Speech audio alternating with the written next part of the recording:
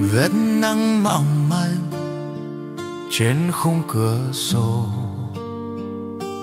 lạc vào căn phòng nơi em thường ngồi đọc sách mỗi sớm đông.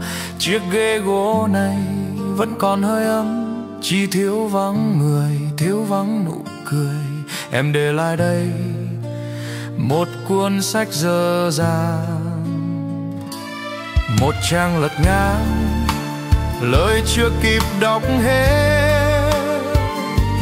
Chiếc cốc sứ cũ vẫn còn vết son mờ, như em vừa mới